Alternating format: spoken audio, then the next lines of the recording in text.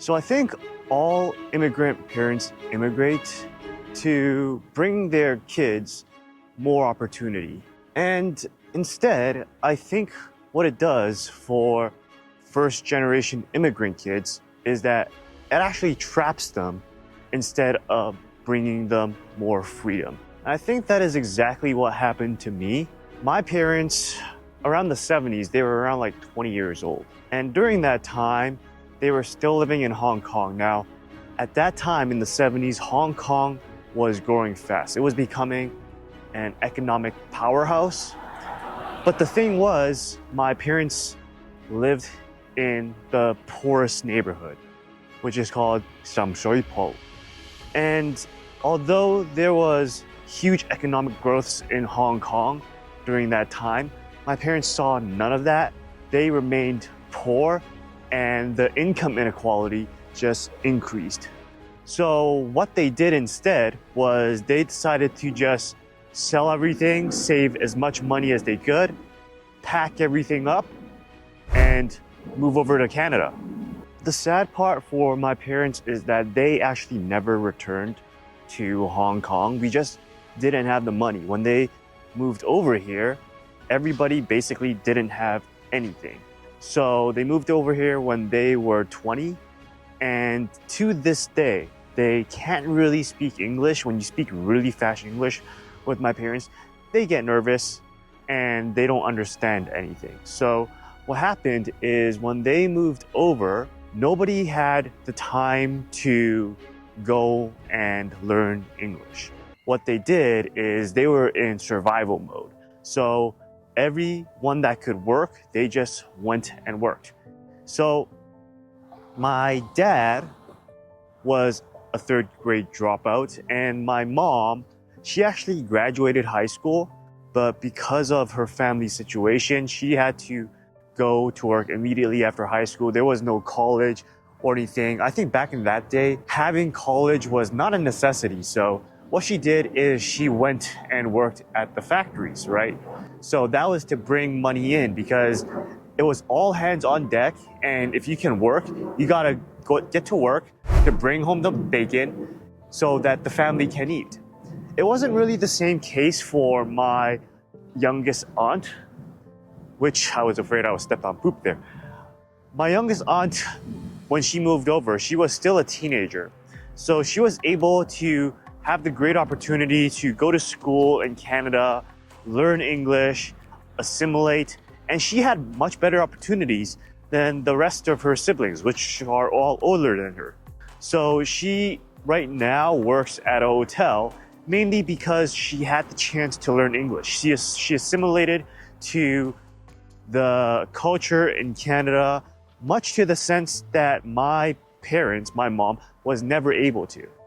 And living in Western countries without knowing English, there is basically like zero chance for you to get a really good job because everything is in a different language. So I think that at the end of the day, the decision that they made was right. I mean, if they had stayed in Hong Kong, they would still be living in the poorest neighborhood without any opportunities, with an increasing income inequality, and they would have never bought a house. But when they moved to Canada, at least they were able to buy a house, which I grew up in 95. So to traditional Asian parents, that was success. So, I told the same story in one of my other videos, and I remember I saw some nasty comments along the lines of, your parents were living in Canada for 30 years and they never decided to learn English, which they need. And you know what? When I was younger, I thought the same thing. I criticized my parents saying, you guys have been here for longer than I was born and you never decided to learn English? That is such a stupid decision. But then I realized lately that, they moved here from a different country with parents that didn't know the language as well. Their parents were also struggling and they needed to put food on the table. So everybody had to work in order to survive. And I get that. And I see it all around me these days living in Texas with all the immigration that's happening, right? The migrants. And a lot of them are actually doing a lot of Amazon deliveries and stuff like that. And what I've noticed is that they are older people as well, much older than me, like in their 40s and 50s. And they're out there doing deliveries, do not speak a lick of English whatsoever. I remember yesterday when someone had a delivery and this guy asked for help and he did not know how to say help. He said ayuda. And then I have to help him with some broken Spanglish. So I get it. You know, you have migrants, refugees in a new country. They're just trying to survive. They're just trying to feed their kids. So learning a new language, which takes time and effort, that is probably secondary to what they need right now in terms of list of priorities. And, you know, that's some of the things that I think us who grew up in USA or Canada or any well-off country never understand, because we're so individualistic. We grew up thinking that we should all do our own things, but for traditional Chinese families, and what I notice in Latin American families, Mexican families, is that everybody is super tight-knit. They are close to each other, you know, and I think that is beautiful. So when you move over from another country and you speak a different language and you're trying to survive, the only way you could do it is with your family. And I think for my parents, you know, there wasn't any freedom in Hong Kong because they were at the lowest bracket of income. And there wasn't any freedom when it came to moving to Canada because they were still at the lowest bracket when it comes to income level, and they never really assimilated into the culture.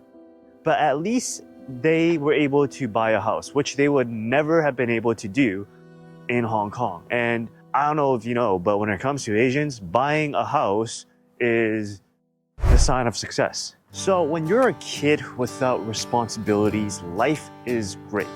I remember when I was growing up, there was really not much that I couldn't do. I was a pretty free kid, contrary to the other Asian parents. And I was basically allowed to do whatever I wanted within limits. As long as I stayed out of trouble, you know, I didn't smoke, I didn't drink, I didn't do drugs, or I didn't get brought home by the cops, my parents were bueno, they were good. And my parents were younger, right? My dad had me when he was 35. So when I was 15, he was 50. And when he was 50, that means that his mom, my grandma, was around her 70s. And I remember that she was getting more fragile. See, my family had a history of high cholesterol and high blood pressure. Everybody had them. And I think that was due to the Chinese food, actually. It was basically the diet, not hereditary, because I don't have it. And my uncle kicked it by eating healthier. But I remember growing up, I would every morning see my dad go to his little cabinet of medications, and every single day he would pop the pills that he needed to control his cholesterol and blood pressure. So that was a thing in and of itself, but I wasn't really worried because at that time I still thought that, all right, dad is only 50, he's still young, he's still working, he's still mobile. And on the other hand, my grandma was having a lot more health issues. My uncle and my dad were always checking on her. The checkups got more frequent as the years passed. And I remember that there was this one time where my grandma never kicked her habit. You know, she still ate the fatty Chinese food, and that was her diet till the end of her days. So there was this one time where she had to go and get heart surgery done. And she was freaking out. It was gonna be a minor surgery. There was a high success rate, but she really thought she was gonna die.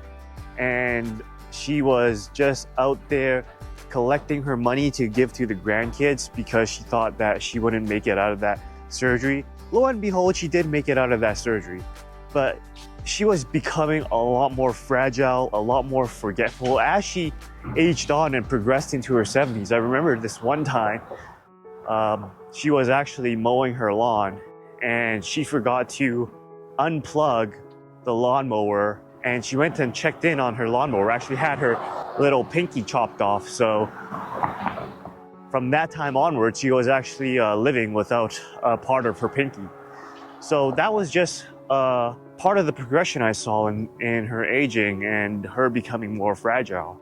So during that time, I was still living in Wonderland and I didn't have a care in the world, even though my grandma was going through all these health troubles. And I didn't have to care a lot about what was going on because my parents, my aunts and uncles, were there to help, both physically, financially, when their mother, my grandma, needed it, right? So they were there.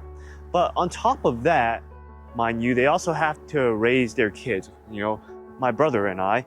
So they were stuck in the middle. They were that generation during that time where they had to both support the older generation, their parents, and the younger generation, which are their kids. And during that time, my parents, our family, was still considered a low-income family. And it is, in this day and age, I think most of us don't realize it, but our childhood, our teens, that's probably gonna be the most freedom that we'll ever have in our lifetimes, right? Because now that I'm 33, I think about my parents' well-being now that they're aging into the age that my grandma was at, right? My dad is gonna turn 70 in 2026, I think. So that's something I have to think about.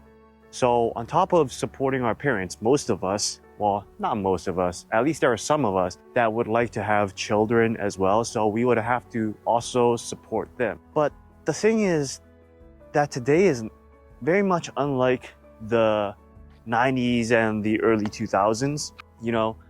Our parents, well, my parents at least, never had to really figure out war, which I think is pretty bad right now. It could get worse. They never have to think about inflation, which was bad, but I think today in 2025, we are living in the worst inflation environment ever. Our debt levels are the highest ever, 36 trillion. So I'm thinking, what's our near future gonna look like? I think it's gonna be more of a trap than anything else. So let's talk about that. So in the last year, in 2024, my dad had 2 accidents. I remember the first one was in the summer of 2024. My mom sends me a WhatsApp message saying that my dad was outside painting on the roof and he fell off from the roof. So he fell from 8 feet to the ground and landed on his back. And that was all captured on CCTV. And they went to the hospital and they also found some scarring in his lungs, which doesn't look good. I mean, it's not gonna kill him instantly, but it's gonna progress and be worse. And on top of that, when I came back from visiting in November, I get another WhatsApp message from my mother saying that my dad fell off from his bed, which isn't a bad thing. I mean, it's better than falling off from the roof. He fell off his bed and a chair landed on him and he was just on the floor for a time. I don't know how long, but the bad part is he did not remember how he fell. And I'm like, what the hell is happening? So my dad is, like I said, he was born in 56. So he's gonna be 70 in 2026. So just coming on that age where my grandma started having problems, because my grandma started having problems when she was getting on in her late 70s. So in the next 10 years, I would expect that I would have to help out with my parents like my dad did for my grandma a lot more. But here's the problem. The problem is that I live in Dallas and they live in Vancouver, Canada. So that's quite a big distance between the 2 locations. So it is a flight. It takes me almost a full day to get back. And my brother still lives in Vancouver right now, so he helps out with doing translations, bill payments, and things like that. My mom has problems with her memory and doing things like that. So all of the bill payments and stuff like that, my brother handles. But if something bad happens that's going to be expensive, I'm not quite sure how we're gonna handle that yet. And on top of that, I also have realized recently that I do want children. So that's something that I put a high priority on because, God's command is to multiply. So I put that as a higher priority than my parents' health right now. And you could call me a terrible son for saying that, but it is God's command for you to have kids. That's what I believe in.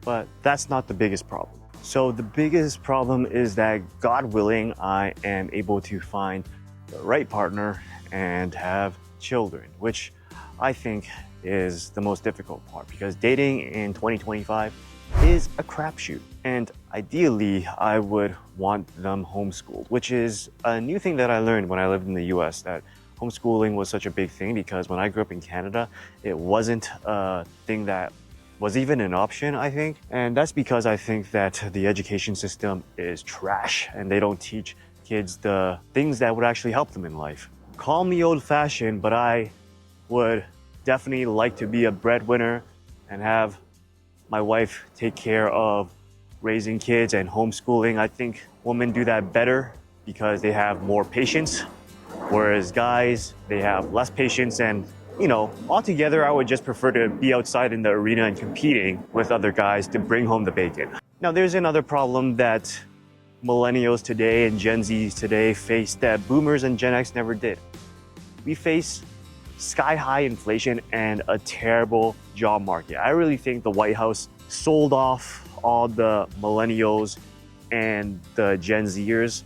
If you take a look at the amount of money that Biden made pre and post presidency, he came into the White House with like 7 to 9 million, and he's leaving the White House with 10 to 15 million. And Obama is even worse. He entered the White House with a net worth of 1.5 million, and I think he left the White House with a grand total of $70 million for his net worth.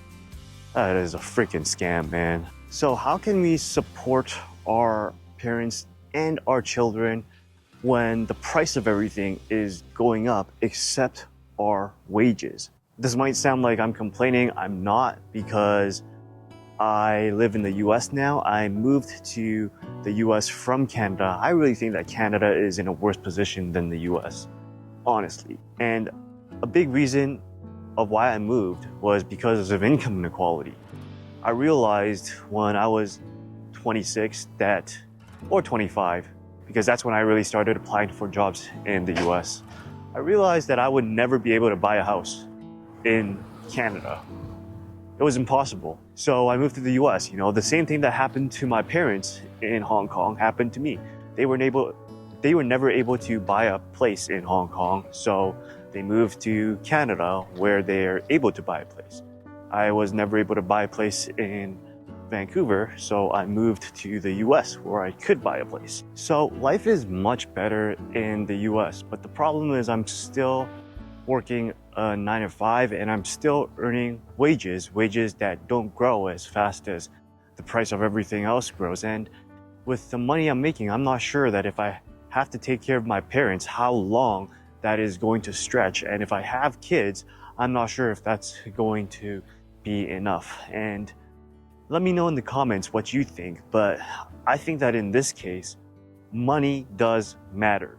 It is the lack of it that makes me feel trapped, and it is the lack of it that makes me feel that I'm losing my freedom. Because if I have to use money in order to support the people that I love, then that money, which could have went to investments or something in order to fund my retirement so my kids won't have to worry about me, that's not gonna be there. But maybe that's also God's way of telling me not to be greedy and that to have faith in Him because everything is going to be okay.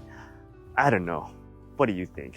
Anyways, If you got any value from this video, make sure to check out this other video that might give you something else that you might not have known about.